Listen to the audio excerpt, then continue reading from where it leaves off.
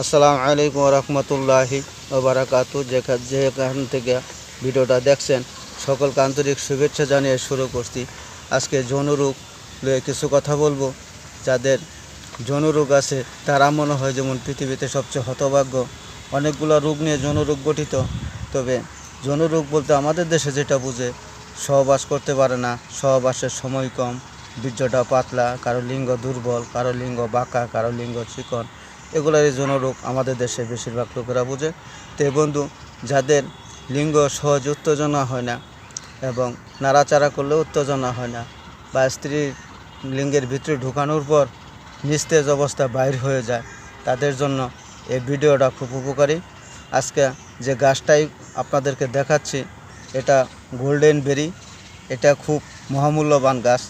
এটা বর্তমানে বিদেশে চাষ হচ্ছে, আমাদের দেশে জঙ্গলে অবহেলিত গাছ। এটা আমাদের দেশে প্যাটারি গাছ বলে। এই প্যাটারি গাছ, এই ফলটা পাকলে মিষ্টি লাগে। এটা খুব পুষ্টিকর একটা ফল। এটা ঘোড়ার খুব প্রিয় খাদ্য।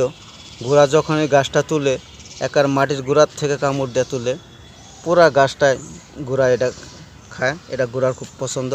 তবে আপনারা এই প্যাটারি গাছ সংগ্রহ করবেন, এটা মূল সহ নেবেন, নিয়ে ধুয়ে ছোটো ছোটো করে কেটে আপনারা রোদ্রে শুকাবেন।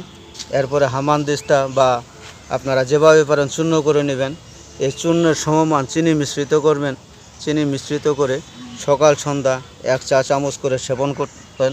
যদি আপনারা এভাবে নিয়মিত সেবন করতে পারেন, তাহলে আপনাদের যাবতীয় যৌন সমস্যা, ধারণ ক্ষমতার অভাব বা লিঙ্গের যাবতীয় দুষ্টিটির কাজ করবে। বন্ধু, ভিডিওটা ভালো লাগলে লাইক করবেন, শেয়ার করবেন। আসসালামু আলাইকুম ওয়া রাহমাতুল্লাহ।